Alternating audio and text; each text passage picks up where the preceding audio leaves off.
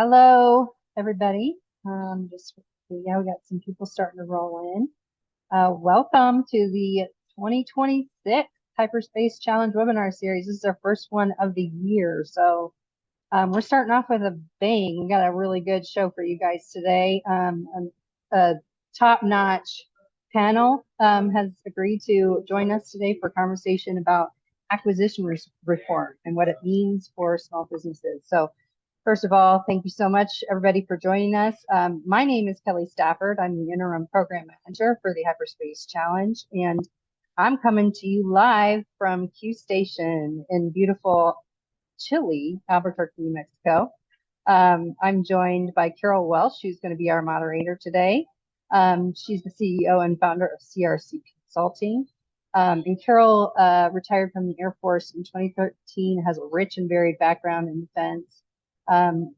So while you guys are watching, you guys are definitely going to have some questions. I'm sure you will. There's a button down there at the bottom that says Q&A. So please put your questions there. If they're in the chat, I'm going to ask you to put them in the Q&A so that our moderator can watch those and they're all in the same place. It just makes things easier for us. So please put them in the Q&A.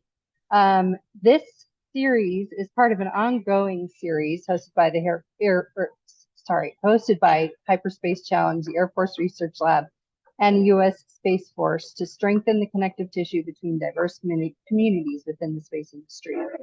As I've mentioned earlier, the goal of today's event is to dive into some of the changes happening with acquisition reform, with an amazing panel of experts that we're super lucky to have here today. Thank you all for joining us again. I'm going to pass it over to Carol. She's going to take it from here. But I'm here if you need me, Carol. So take it away. Thank you, Kelly. And thanks to you and Hyperspace Challenge for hosting this webinar. I think it's an incredibly important and timely topic.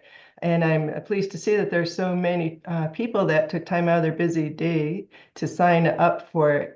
So hopefully we will have some interesting and productive dialogue and dialogue that is applicable and useful for all of the companies on our webinar today.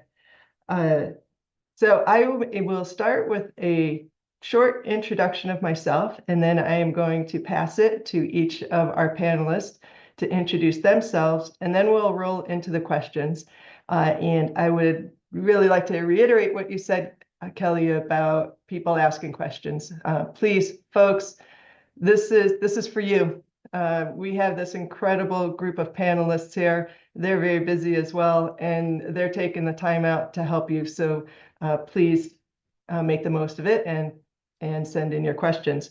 So as Kelly said, yes, I'm Carol Welsh. I was in the Air Force for 24 years. It was a very, very varied background, but primarily space acquisitions, and within space acquisitions, primarily space superiority, which we call what I do now, orbital warfare. We were afraid to say that back in the day. And also small satellites, innovation, and prototyping. When I left the Air Force, I went to work for a company called Orbital Sciences, a really fun company doing great work. Over the years, they merged and became part of Northrop Grumman. I spent 7 years there, so I got to see the big industry perspective. I learned a lot. I left there 5 years ago and have been consulting, working with a lot of small companies, and got to see the challenges, the immense challenges that small startups face. So today I'll be trying to kind of broker between all those three organizations: government, big industry, little industry. And then with that, I'm going to pass it now to Colonel Tremillo for his introduction. All right, thanks, Carol, and thanks, Kelly, for having me on the panel today. And it's an honor to be next to some of my esteemed colleagues that I've known for a long time and looked up to as I've grown up through the Air Force and Space Force now. So I'm Colonel Tim Tremello, Director of the Commercial Space Office at Space Systems Command. I've been in government now for a little over 20 years, mostly space acquisitions at Space Systems Center, Space Systems Command, Space Missile Systems Center before that, as a CGO, also some time at the National Reconnaissance Office, Then I have some space operations satellite command and control time at Schriever, as well as some staff time at the Pentagon. ComSo's job is really to help integrate commercial space technology into the U.S. government space architecture. We've been talking for several years now about building out this resilient hybrid space architecture, and a key part of that is taking advantage of all the commercial innovation and investment that's happening out there in the ecosystem. And so that's what ComSo's job really is. Thanks. Thank you, Colonel Tremia. Mike Roberts, would you like to go next? Sure. Yeah, happy to. So hopefully you guys can hear me. I had a little computer problem earlier. So I'm Mike Roberts. I've spoke on here before, first time in 2026, as you know, so I'll just give you a quick background. So I spent 27 years as a government civilian on the Navy, Space Force, Air Force, back to the Navy. So I was mainly in acquisitions. I started out as a radar system engineer, but ended in acquisition like every good engineer does. So I was an SES for 11 years, first on the Navy side on Aegis Combat Systems, and then I moved over and helped stand up the United States Space Force Space Rapid Capabilities Office in Albuquerque. So I spent a little bit of time in the beautiful yet chilly Albuquerque area, as Kelly states. And then I went over to help stand up what the Navy calls Project Overmatch, which is their leg of the JADC2 triad, which was a pretty interesting adventure, but helped me understand a little bit about small businesses a lot more than something like the Aegis Combat System or even Space Rapid Capabilities Office, where we weren't able to bring in small business the way other organizations can. So now I retired from that in 2023. Now I work for a small company called Galapagos, providing services back to the government, but also work a little bit of part-time as a SpaceWorks portfolio management team, which is just 100% geared towards finding ways to get small businesses integrated into the Space Force architecture. Not necessarily all commercial based, but we work very close with Colonel Tremello and his team as to how we bring those capabilities in. And the most important part of what I just said is integrated into the architecture, not standalone pieces, not these things that hang off the edge, but truly integrated into the warfighting architecture. That's the key here, and I'll talk about that a little as we go forward today. So a little bit about me. Thanks, Carol. Thanks, Mike. Eric? Good morning, Carol and Kelly, and it's great to be here, and thank you for having me. I recently retired from the Space Force about 6 months back after a 28-year career with Air Force and Space Force. I did about a decade of flight testing, and then a decade of space acquisition, and then about a decade, the last decade was mostly focused on space technology, and how do we get new technology and capability to the warfighter as quickly as possible. 2 times at the NRO, 1 time at the Space Systems Command, assignment at DARPA, and 2 in the Pentagon were kind of the highlights of that space part of my career. Especially ran the Air Force Research Lab Space Vehicles Directorate for 4 years. That gave me a ton of great exposure to small companies like yourselves. And then they brought me back to the Pentagon to help identify gaps in the space architecture and how these technologies could be used to fill that. So since retiring, I find that I'm still doing a lot of the same kind of work. It's just from the other side, where we're still trying to identify the right technologies that are going to bring powerful new capabilities to our Space Force, and then getting them in the hands of the right folks as quickly as we can. And so I'm doing consulting work now for small companies, investors, and universities and government agencies, all still in this technology space mostly. So great to be here and talk about acquisition reform. Thanks, Eric. And I do want to thank you all for your service. Colonel Tremille, what you're doing today, and Mike and Eric, you both have contributed so much when you were on active service. Okay, with that, hey, let's start into the questions. And first up is, we have been hearing a lot about acquisition reform in the news. But I have come to understand, you know what? The folks working at these scrappy little startups don't have a lot of extra time in their day, and they may not have had a chance to read all of the guidance coming out of DC. So Eric, I'm going to start with you. Can you briefly explain what acquisition reform is and what changes we might see? What do the founders and the people working at startups need to know about acquisition reform? And this is an important question. So Tim and Mike, please stand by and add your thoughts as well. Actually, that's a wonderful question, and thanks for the opportunity to talk about it. Acquisition reform is not a new phrase by any stretch of the imagination. We've been talking about that for my whole career, but what it really means in this phase is more than anything that I've seen before, and it is not something that the department and the government has undertaken to benefit small companies, but I do think there are a lot of benefits to small companies. But the reason they're doing it is that we have to move faster and get new technology to operational capabilities faster in order to beat China, in order to deter China. And as the department has come to the awareness that this is our pacing competitor and that they are not just copying our technology, they are great innovators themselves and surpassing us in many areas, we have to have our own technology pipeline, or big idea pipeline, as we call it, that is robust and able to move fast. And the government acquisition systems, so that was realization number one, and then realization number two is our current systems are too slow and too cumbersome in order for us to be able to beat China in this tech area. So there's really three pillars that they have tackled with acquisition reform, and usually we talk about the contracting pillar, and that is important. There are a lot of cumbersome contracting processes in the federal acquisition regulations, and the recent directives that have come out of the Department of War are aimed at dramatically streamlining those when we need to in order to go faster. There's a number of new techniques like the IDIQ contracts that you saw 3,000 companies get awarded on the SHIELD IDIQ out of Missile Defense Agency. Why is that? Because that is a way to get tasks on contract quicker after they're done. And so that's sort of a cheat code that has been done on the contracting side of things. So there's been a lot of efforts to speed up contracting. You have new mechanisms, commercial offerings, things like that are going to help that part of it go faster. But that is not the only barrier that's standing in the way to the department rapidly adopting new technology that they need. The second really big one is on the requirements side of things. And in the old system, you had to spend a long time, sometimes years, if you had a new idea or new technology or new capability, convincing the right people that they actually needed it and then they had to codify that in a requirement.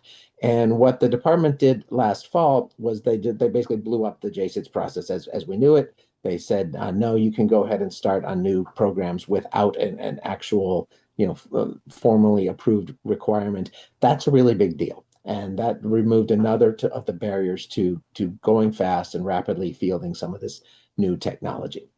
And then the third pillar is on funding flexibility, because when Congress gives the department money, they're very specific about what the department is allowed to spend it on. There's different, we call it colors of money. There's different program elements, and it's all very super detailed. And if circumstances change, a new technology comes along, something that you didn't plan for 3 years ago, and you want to spend the money on something else, there are reprogramming processes that are typically slow and cumbersome. And the way the department has gone about getting after that is by creating portfolio acquisition executives, which are kind of a higher level executive that's able to move funds around within their portfolio much more effectively. And that was a sort of a best practice taken from the Space RCO, the RCO, some of the organizations that have been able to move, showed how to move fast on the funding side of things. So there's really three parts to it. They all have to work together to move fast. And there's good news on all three fronts in terms of these acquisition reforms helping the department move faster. And that in turn helps small businesses who have good ideas be able to better bring their ideas in quickly and get them to the warfighter. Yes, I have to say I'm pretty envious of program directors today. They have a lot going on, but boy, it would have been nice to have these tools available so that we could have moved faster on our programs. Carl Tremillo, did you want to add? Yeah, I think Eric said it far better than I could ever do. But I think the requirements and funding piece is really important with the flexibility that this acquisition reform is driving. It's really a generational opportunity, I think, for us to make some change and actually move faster. On the requirements side, as the sort of advocate within the Space Force for commercial space capabilities, I think what we're seeing is a shift away from the prescriptive sort of requirements-based approach to more of an opportunistic-based acquisition process. So what we want to see within COMSO is, as we figure out the replacement for that cumbersome JSONs process, that we're really able to open the aperture and allow for some of those capabilities we didn't even know that we needed for mission sets that might not even exist yet. So that's something that we're really excited about within COMSO and across the Space Force. The other thing on the funding is the flexibility. I think that the PAEs are going to be empowered with is going to be really important. If a PAE has flexibility to take regrets on some of the requirements and apply funding within their portfolio in different ways and move funding to different areas when they need to do it, and to do that quickly, I think it's going to allow us to get those capabilities delivered faster. And it's going to allow us to also take some regrets in key areas that, any of us that have managed programs or built systems, in the past know not every requirement is equal. There are some that you absolutely have to hit. That's not new, right? Things like key performance parameters have existed for a long time, but typically in acquisitions, we've essentially treated everything almost as a KPP, and we've got to hit every single requirement perfectly before we field a system. I think we're getting away from that, where we're going to see sort of, I've got a top 10 or top 20 list of things I absolutely have to deliver. Aside from that, I can take regrets in some key areas, and maybe there's some give and take between the government and industry on some of those requirements to get better value in some areas, but stay on schedule, stay on cost, and deliver. That is very insightful. And I'd like to pull that thread just a little bit. So from a small company perspective, if they see, say, an announcement on sam.gov, an RFP for something, and they can't do it all, but they can do a big chunk, it sounds like it's definitely worth their time to go talk to the program office, even if they don't have the capabilities to do everything in that RFP, because now there might be some trade space there on requirements. Is that true? Yeah, absolutely. I mean, a piece of that is what I'll talk about there is sort of the cultural shift we're also seeing. I'll talk for Space Systems Command because I've spent half my career here in LA. When I was a young captain, in the program office, we weren't really even authorized to go talk to our industry partners, aside from the one maybe big prime you were working with. I didn't talk to commercial space companies. I didn't talk to even the subcontractors to my prime because we didn't have privity of contract, and it was very strict back then. What we're seeing now is an increase in engagement between industry and government stakeholders, even down to our junior workforce. We're seeing across the board, they are empowered to go talk to those companies and see what's out there in the commercial market, see what's out there in industry, what people are building, how they're building it, and really having solid engagement. So that transparency between industry and government, I think, is at an all-time high, and it's a very positive thing to be able to talk about requirements, and not maybe requirements, but more capability needs. Excellent. Thank you. And Mike, did you have anything you wanted to add? You were really a pioneer in this type of acquisition at the Space RCO. Yeah, so let me just add a couple things, right? Absolutely everything Tim and Eric said are spot on, right? They're doing it, they trudge through it, they understand what it takes to get it done, right? And how things are changing are a positive way, right? But let me say a couple things that I think we have to watch out for, all right? And so I don't want everybody to get too spun up here, right? So PAEs is a great idea. You've got to execute it correctly. There's three major things that you have to worry about when you want to go fast, right? Number one is alignment. And what I mean by alignment is everybody has to work for somebody. If you work in pillars, this will never work, right? So acquisition people, and I say acquisition, I mean the program management side of acquisition, has to work in the same construct as the contracting people. If they all report to different people, nobody will ever have the same priorities. That's just a fact of life, okay? I think this PAE realignment is an opportunity to make sure that alignment is correct and the lines of authority are correct, right? We'd always kept the buyers from a contracts perspective separate, right? Because they have their warrants and they have that different line of authorities that the PMs never really had the ability to adjust. I think that's going to change. I honestly think you're going to see that change with this PA, and that is a great thing. That is something we had at Space RCO that was very big. I didn't own contracting. I didn't own my contracting officer, but I surely had a major input on their rating.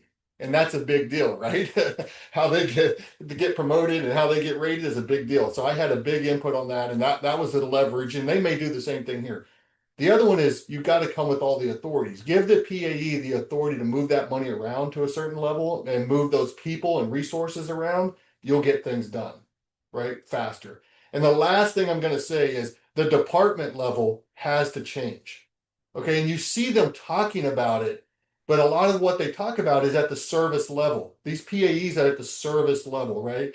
What they have to do at their level is get the 5,000 people standing around waiting for a job, looking for a job, out of the way. And those are the people that all they can do is say no. They can't say yes to anything. You've got to get them out of the way. And I don't mean there shouldn't be people who check you to make sure you're doing all the right things, all this stuff, but you've got to not make it be a horde of people, right, that are just sitting there waiting for you to come talk to them. So the department has some work to do too to make that right. But I think this is a grand opportunity to align all that appropriately. And it sounds like at the SecDef level, he's motivated to get it done. I think we have to be able to feed him that information to say, here's what's working and not working. Here's what needs to be adjusted and modified to make this even faster and better. From a small business perspective, everything that Tim said is spot on, right? About let's get in there quickly. Let's find the ways to bring in that technology faster. And these opportunities as far as alignment and this PAE alignment and the way we're doing business allows for that a lot more. The only thing I would caution you about is you're going to hear the word risk a lot. When you bring small pieces into a larger system of systems, it's all about integration risk and the risk that the PEOs and PAEs are taking on by bringing in those small things. It's much easier on me when I was a PEO to say, hey, Big Prime, you are responsible for delivering me this whole big system. How you do it is on you, right? And if you bring in 50 small businesses and do it, I'm holding you responsible. The government's putting themselves in that position now. So there is a risk factor that goes along with that. But I think as long as we can get over that risk adversity, we can drive things faster and you can have a more robust system of systems approach to getting things done and a lot of small business participation. So I'll talk a little more about that in the future comment. Thanks. Thanks, Mike. And actually that leads right into my next question, which I was going to direct at you. So from the Department of War and the Space Force buyer perspective, what are the things that they're going to care most about under this framework? And how should startups maybe change their posture to respond to what is now most important to the buyers? So I'll just say my piece quickly because I really want to hear from Tim and Eric on this one, right? So guys, you're gonna prime yourself up for this one. So my two are this, right? You have to be able to deliver at speed with capacity. Those are the two big things that the Department of War is driving, right? We don't want one of anything anymore. And you don't want something that, hey, I can get it in 6 months, but if you want to change it, it's going to be 8 years from now. We don't want that. That's not what we're looking for, right? That's not what they're looking for. So can you develop, modify, build, and deliver at the speed of relevance and need? If you can put your story together and put the proof behind it that you can do that, there's a really good chance you're gonna get a contract or at least money from the government to go do it. As long as what you have is not a square peg round hole type thing. Don't take that approach, right? Hey, I can deliver really fast to me. It may not be what you needed, but it's what I got. That's not going to work anymore, right? show them that you understand their hard spot, do the work to find where your piece fits architecturally and requirements wise, and then show them why coming to you is the right decision, right? Low risk. I've used commercial opportunities as a way to buy down the risk for the government. I've used other opportunities, other funding sources to get to production capacity, so the government doesn't have to pay for all that buildup. They can just pull them off the production line and use them. Those are big ways that they're looking at having small businesses and other businesses for sake of everybody to get to speed and capacity. Again, it's about really, if you can show non-government related investments, that's a buyer that is a leg up for you, and a lot more attention from the government side if you do that. Thank you, Mike. I agree, and I have a few comments, but before I throw those in, I would love to hear what Tim and Eric, if you have anything to add on that. Yeah, I mean, Mr. Roberts hit the nail on the head, I think, with those comments. The speed of delivery and ability to scale is going to be absolutely critical as we move forward in a way that I don't think we've seen before. The third point he hit on, I think, is especially important. The immense amount of innovation that's happened, within industry over the past several years has been fueled a lot by sort of the boom in private investment that we're seeing from venture capital, private equity, traditional banks, other mechanisms, like Incutel and all kinds of sources of investment. So it's no longer just at one point space was a very sort of government centric. We need these very bespoke systems, and we're going to spend a bunch of money on R&D, and then we're going to spend money on to procure the system and produce it, and then get it into the field, and it's our thing, right? I think we've gotten away from that line of thinking, and we are much more focused now on those dual use technologies that can be used out in the commercial marketplace as well. And a lot of that is being fueled by private investment, billions of dollars, and the increase in that has been pretty staggering over the past several years. So I think the department is very interested in leveraging that investment and helping, even if the government is not investing in a technology early on from a startup. We want to be able to at least have our voice heard in how you're developing the system, so that we can help you vector what a real dual use system looks like and what we need on the government side to satisfy at least a portion of the capability needs that we have. Thank you.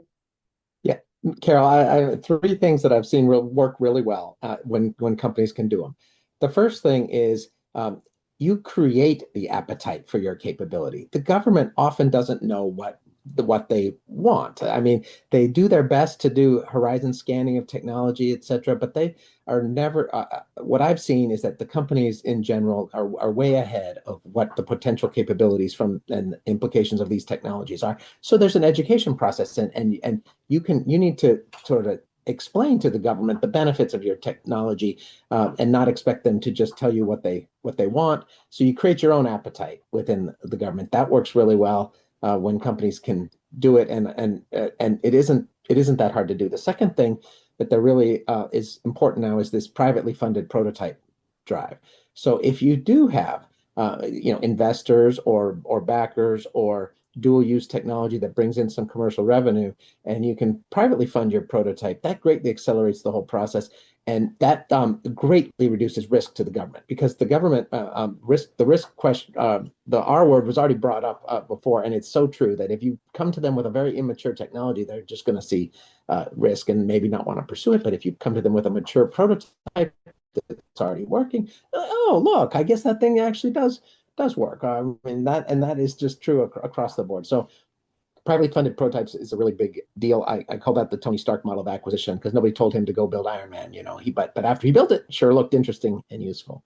Then the third thing that really works, and is we've touched on it, is this dual use technology. But the way I'd like to think of it is talk to the government about how this dual use technology actually reduces risk. So again, it ties back to this risk word, but if there are other users of the technology and you're in a DevSecOps approach that's continuously improving it, that dramatically lowers the risk to the government. They don't have to just be the anchor tenant and fund the development and do everything in the traditional way.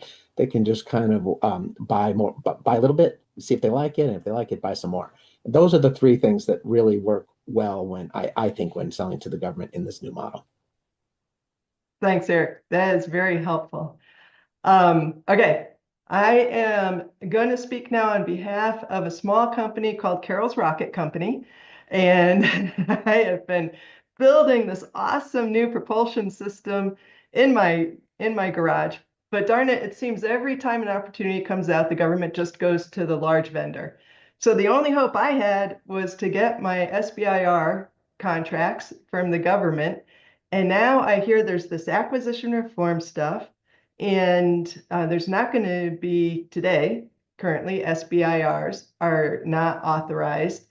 And so where's my opportunity to enter? What is Carol's Rocket Company supposed to do to now try to get in the door? Because I'm being told, wow, I need to have a prototype.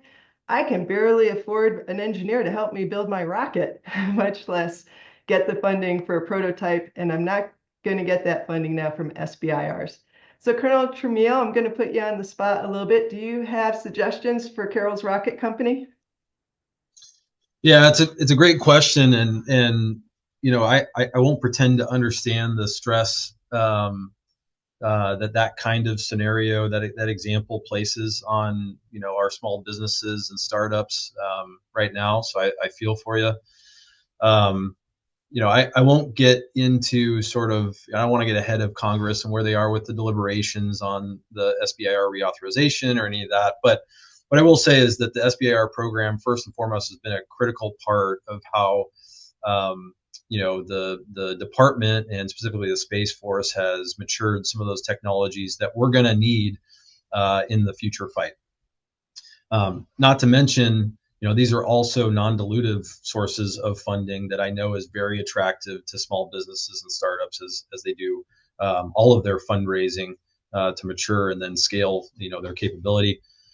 I also think that, you know, the Space Force has been a shining example of success in implementing the SBIR program. And specifically, our partners at SpaceWorks have shown that, you know, we can be and are good stewards of SBIR funding.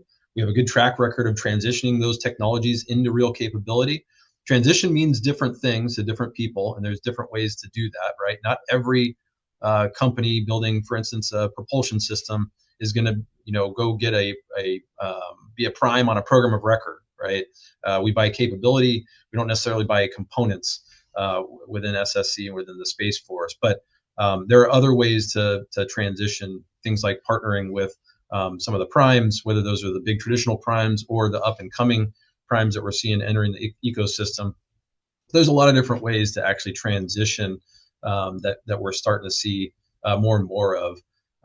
So we're hopeful that, you know, SBIR is reauthorized soon. I don't want to get ahead of Congress or speak for our national leaders on how that's all going. Regarding alternatives, right? So what do you do in the meantime while we patiently wait for reauthorization to happen? It's very important. You mentioned ACT reform as part of the question, because what we're already seeing, what we've seen, you know, over the past couple of years, certainly at SSC and in the Space Force, and what we're seeing more and more of is opportunities for non-traditionals and startups and commercial companies to get into the U.S. government sort of ecosystem as partners. We're seeing more use of things like, you know, OTAs, other transaction authorities that really open the door for non-traditionals.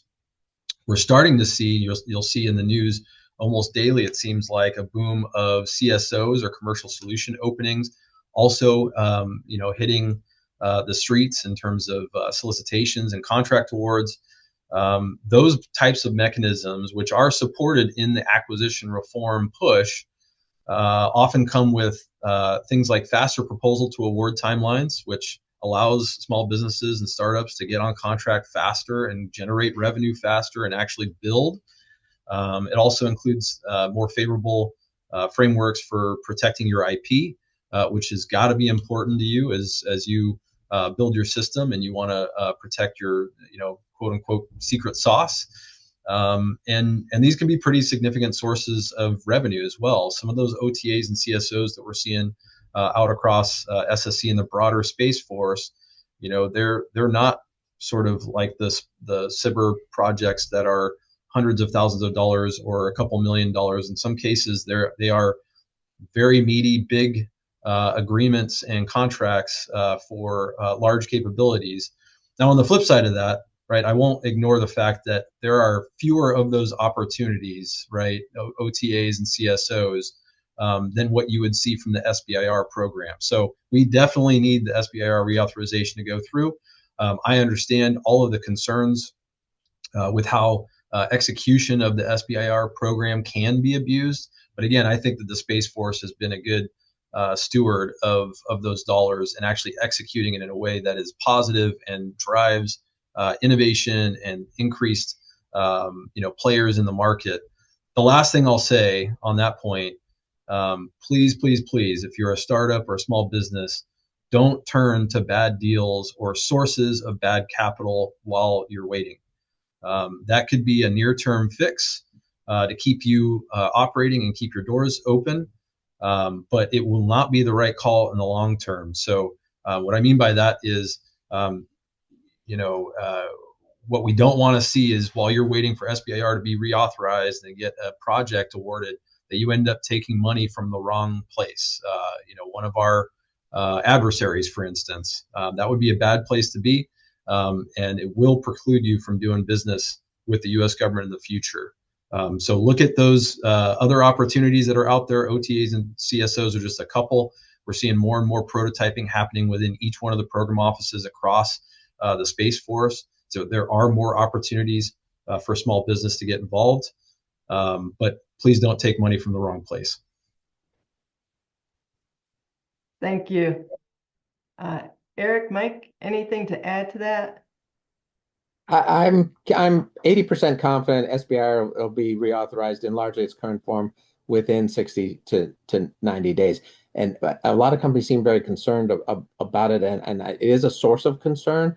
But I will tell you this: the Space Force and the Department of War need small businesses, and they need this innovation ecosystem, and they need these new ideas, or they can't beat China. So they don't have to do it through SBIR. If it doesn't get reauthorized for some reason, the spec OTA can do almost everything which is one of the main OTA agreements out of SSC, can do almost everything that they're doing under SBIR if they just restructure things like that. So the departments will still do business with small businesses, and they will find other contracting mechanisms to do it if SBIR is not reauthorized. So yes, it's a lot of political drama how that's going to play out, but I don't think it endangers the future of small companies doing business with the department, as long as you don't take that Chinese money. Yeah, the only thing I would add is, there are other opportunities, like AFRL just put out a huge IDIQ call for startup tech just like this, right? If you can get on that IDIQ, then they'll put out different calls for different capabilities on that as well. And it's for smaller businesses like this. So go off and take a look at things like that as well. And then last thing I would say is, along with what Eric said, is that SBIR dollars are a tax on all the other programs. That's where they get the dollars from, right? You take it off the top of all the other programs and funding lines, right? And so if SBIR doesn't get authorized, and even today, as SBIRs are for things like TACFI and StratFi, the programs have matching dollars that they give up already. So they're already accounting for those matching dollars in their budgets today, right? So that still exists. So there will be other mechanisms to get to that cash. They'll come find that tech because they have to, and they'll want to use it because that's part of their business plan is to go to use it for those small businesses. And then also as a reminder, right, when we do SBIR and TACFI and StratFi events, I'll say like challenges and things like that. One of the things we look at is, do you have matching funds from a commercial or other investment source.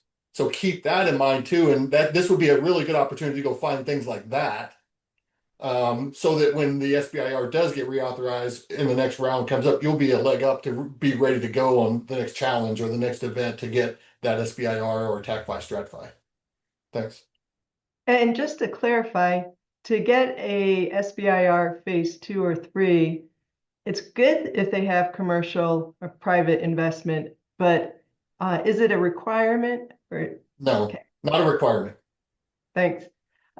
So there are some key takeaways that for those of you who are hard at work listening to this webinar and taking care of other work, because you have 3 people in your company, I think that I heard some very important pieces of information that can be acted on today, and that is you can look at the spec OTA, you can look at the ComSo's commercial solutions offering, the new AFRL contract. I'm familiar with the MAC contract. Mike, is that what you're referring to? That's correct. That is, yep. And for what it's worth, folks, I had the opportunity to talk to a number of program managers last week, government program managers. They all very much still want small business participation and are intent on finding avenues to be able to bring small businesses onto their teams. And in fact, Mike, one person pointed out exactly what you did.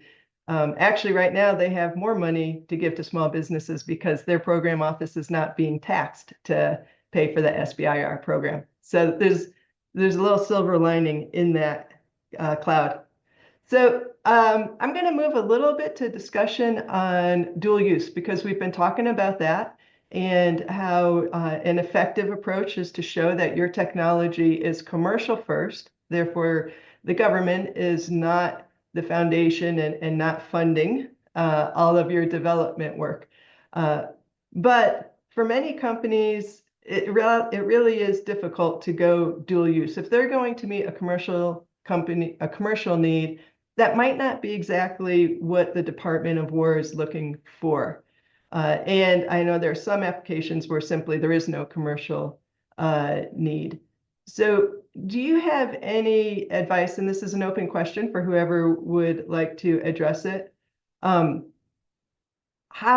should a small company try to approach the dual use aspect when they face this quandary?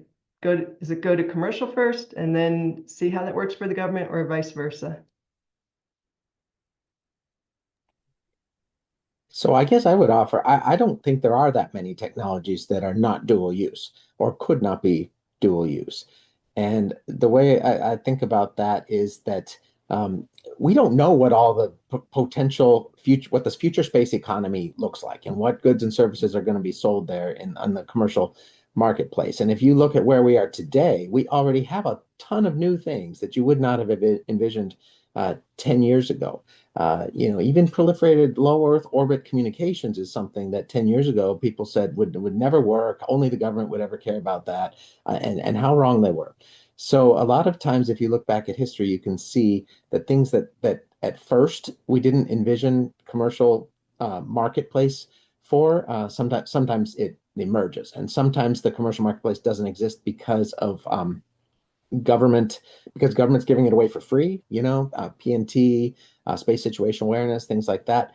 So that's an easy thing to fix if we choose to do so. So I would keep an open mind about whether or not you think there's a commercial future market for a particular technology or capability. I think there oftentimes is. And the reason and that's good because the key what's great about dual use is that's how you get through the valley of death. I mean, you just see it over and over again, where if you are continually relying on the government, we have a valley of death for sometimes it's a good thing in that it helps us cull down to the highest return on investment technologies. Not everything should go across the valley, this valley of death that we're talking about. But even the ones that should cross it never cross it as fast as anybody would like. And even with acquisition reform, it's not going to be as rapid as a small company would like, because I mean, heck, they'd like to have their contract next week. So the dual use is is broadly defined in my mind, and it's absolutely essential to get through the valley of death for most companies. So my advice would be to Carol's rocket company or somebody that thinks don't have a commercial good or service is, go talk to 100 potential customers, and then you will that customer discovery process. You will find people that envision using your things in ways that you might not have even thought of, and that'll be a really useful process for you as you go through your innovation and your pivoting. So so dual use is key. Yeah, Thanks, Eric. I would maybe add to that. Whether a company goes to the commercial marketplace or the government first, it really depends. So there's no one avenue or path that a company should take. I think what Eric said is spot on, and that that customer discovery across the entire landscape is really key. Be aggressive, be vocal, and to be honest, be demanding to get some time with your commercial customer base and your government potential customers as well. I'll give you an example, and we've seen this. I won't say the company's name, but we've seen this example throughout the past couple of years, particularly with on the SpaceWorks side.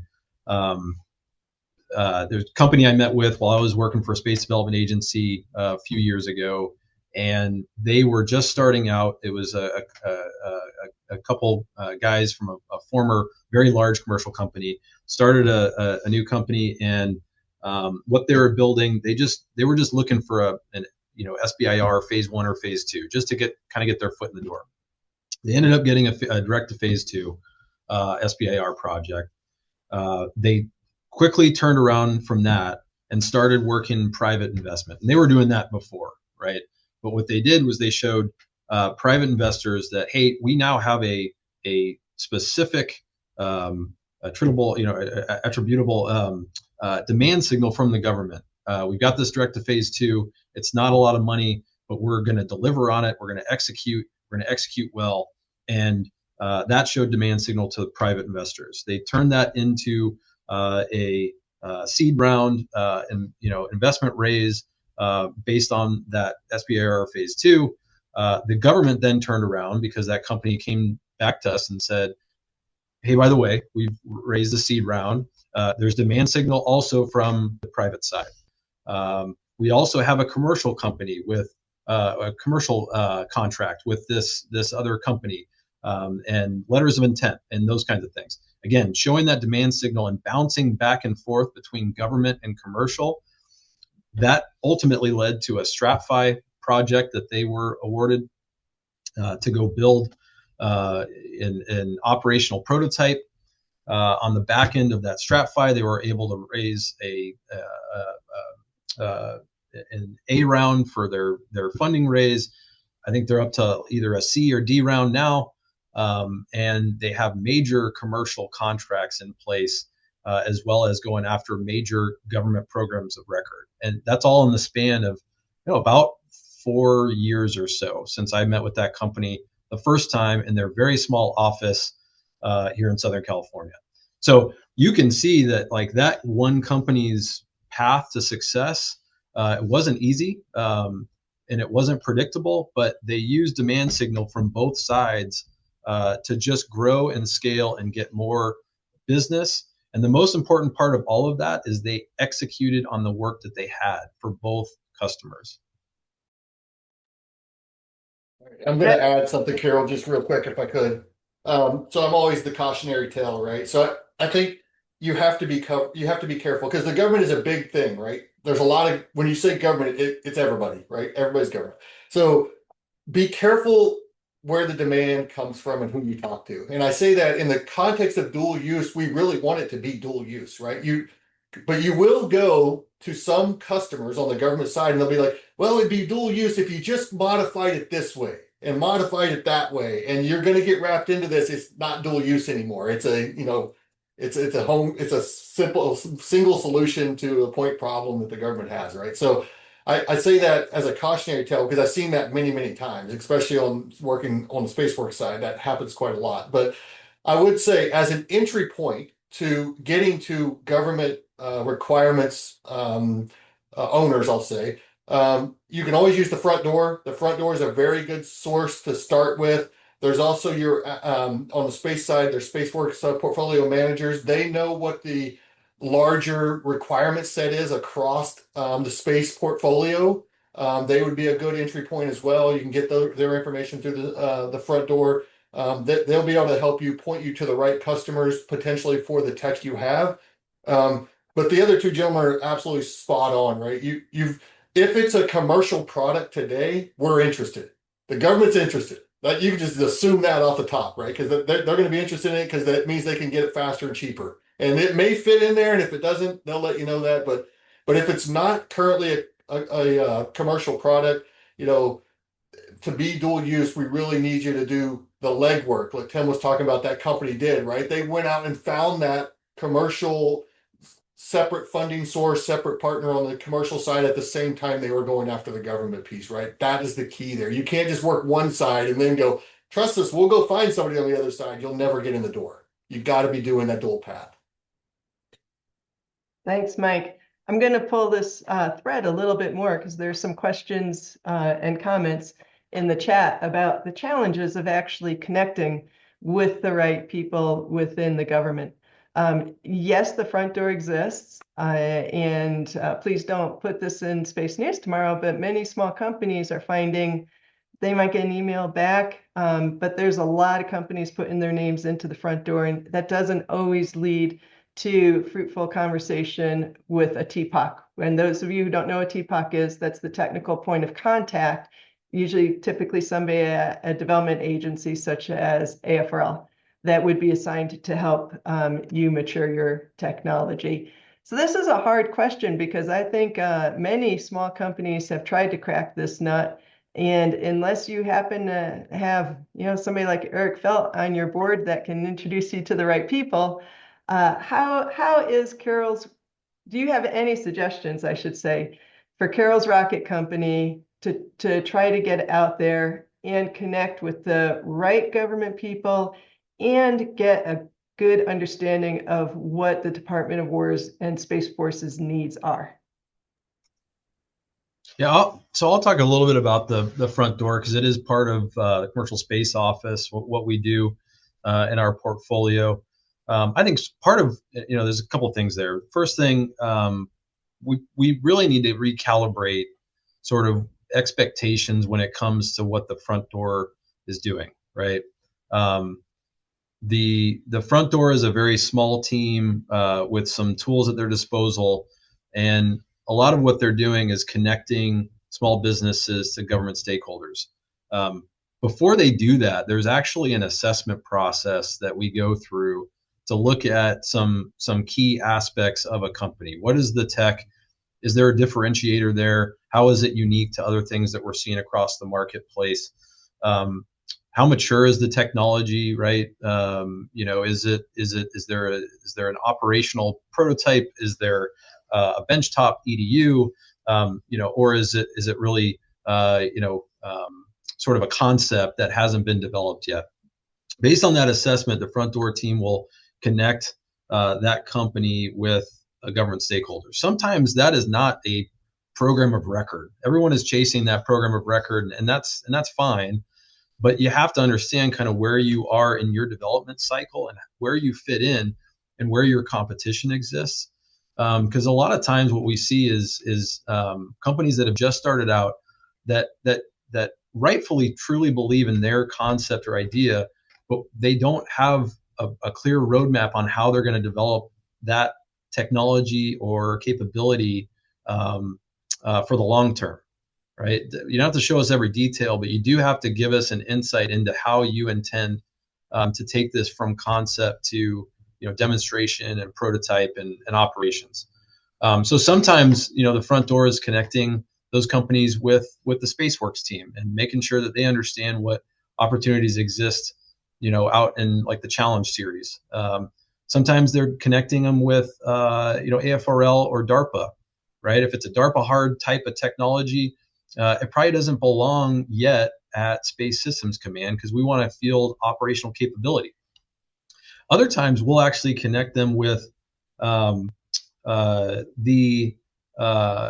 requirements owners. So on the sort of the warfighter end, We'll connect them with the people that are building the requirements, building the capability needs, just to understand kind of where their technology might fit in the landscape.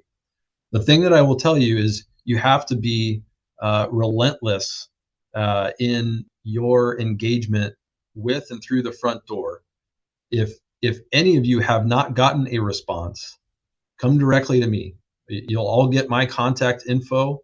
I will respond to each and every one of you, and we'll make sure that you get a response from the front door. Now, on the flip side, you have to show, your ability to execute, right? When you end up getting either a commercial contract or a government contract, you have to execute. You have to execute well. You have to hit your milestones. You have to execute within cost.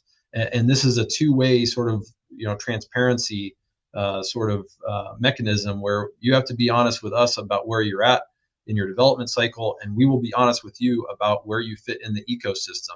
And the hardest thing for government, to be honest, is being transparent about feedback. It's okay to tell a company that they're not ready yet for a major program of record. It's okay to tell them that their concept isn't even applicable to what we see as a need on the government side. That doesn't mean it's not applicable. It might be that we just don't see the need yet, and you need to illuminate us on where it actually is. But this is a give and take on both sides, and we need to be more transparent each way. I guess I would offer that a lot of what, in my experience, a lot of companies coming in the front door don't have a technical differentiator or something that's going to be super interesting to immediately obvious that it's interesting to the government. And with limited time to spend on the technical side of things, we focused on the things that we could immediately identify the technical differentiator. And so and the other thing, and so the front door is just one possible avenue. But technical conferences, if you publish a paper on your better space propulsion technology or your better solar cells, things like that, those are good ways that we identify potential providers as well. So there's front door is just one way of networking, but there's 100 other different ways of networking. And you find somebody and you say, who else would be interested in this? And then you go talk to them, and then you go talk to them, and it's hard work. And that customer discovery process is not easy. But don't forget that the front door is only one of many ways that you can get your ideas out there and considered. Thanks, Eric and Tim. Kelly, do we have time for one last question? Yes, go right ahead. Okay, I'm going to combine a couple, and we are running out of time, so I'll ask for brief responses. But there's an excellent question posted in the chat that basically points to this is a different way of doing business for the government. And the mid-level managers often don't understand how to work with commercial companies, what it means to work with the commercial companies, how they can't tailor their requirements maybe the way they're used to. And that commercial companies are motivated by different incentives. So I'm going to combine this with another question, which is basically, is acquisition reform going to stick this time? I personally think it has a lot to do with educating the program managers. So I'll start with you, Mike. Any thoughts on how the government can train the program managers to best work with non-traditionals and commercial companies, and is it going to stick this time?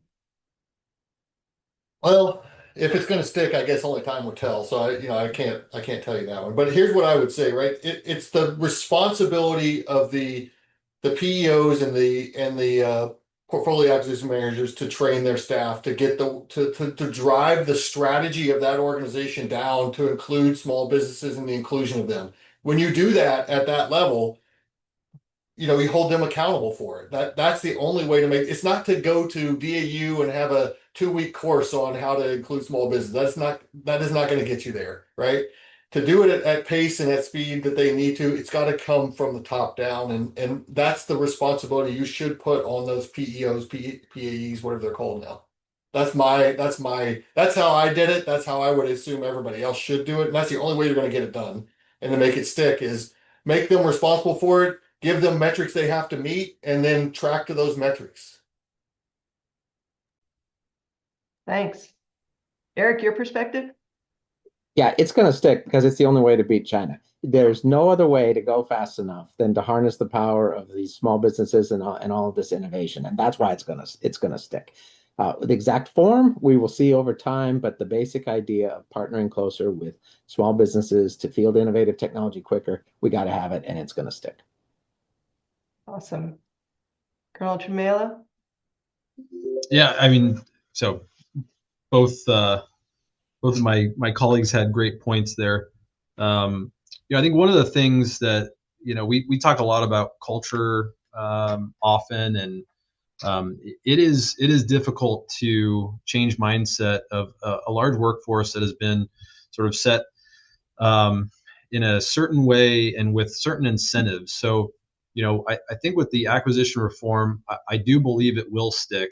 I believe it has to stick, as was mentioned by Eric, in order for us to beat China and beat all of our adversaries.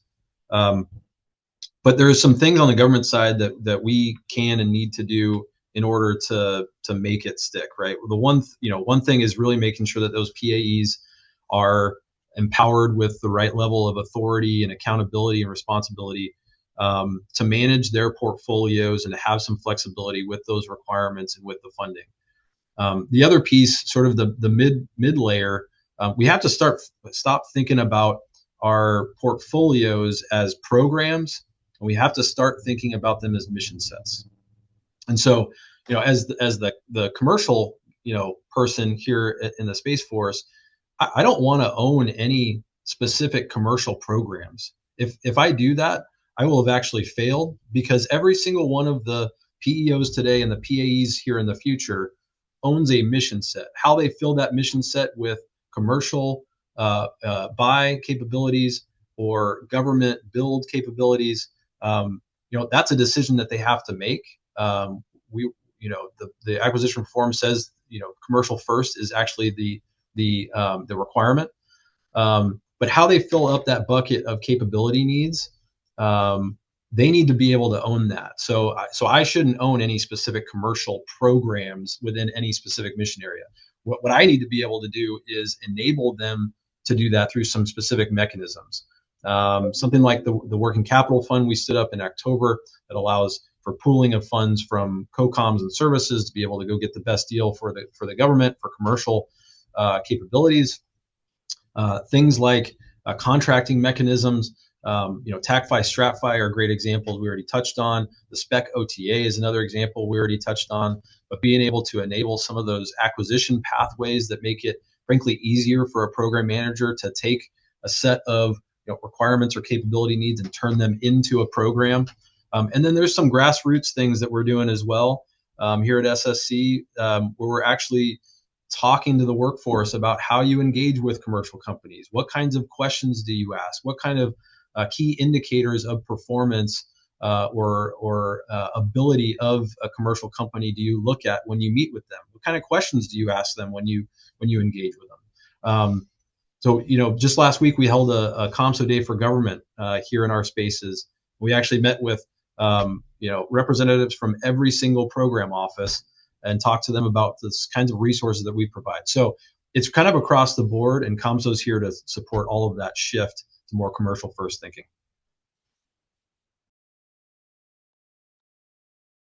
Thank you. And I have to say, the changes that I have seen on the industry side with ComSo's participation have been very encouraging. It has been a breath of fresh air, moving out and getting things done and leveraging all of the capability that's out there that previously really hadn't been tapped before. So thank you for your hard work and your team's hard work. Kelly, we went over. I apologize. Okay. Back to you to wrap it up. Yeah, no, that's great. I'm happy to have you guys run over, because I feel like what you guys have to say is so important. So I appreciate y'all being here. Carol, you did an amazing job leading the conversation. Panelists, thank you so much for being here and giving us your time and your expertise. I know it really means a lot to the community here at Hyperspace, and I think it's super helpful. So, and we're getting lots of thank yous and helpful. That was so helpful comments. So Appreciate you being here. For us, we have a webinar coming next month. It's actually less of a webinar, more of a networking event. So we're calling for pitches. So if you've got a pitch you want to give, send it to us at contact@hyperspacechallenge.com, and we'll pick a few. We'll pick 3, I think, to do 5-minute quick pitches, and then we'll recruit some people to give you guys some good feedback on those pitches. And then give you time to meet with all of the people that are on the call. So it's a really great experience. We've had a lot of good luck with it. So, you know, if you're not going to participate, you should, pitch, you should at least participate and come and join the group. We recorded this. It's on YouTube. Go there, check it out, like, subscribe if it was helpful to you. And with that, I'm going to say goodbye and give you guys your day back. Thanks so much again, and we'll see you next time.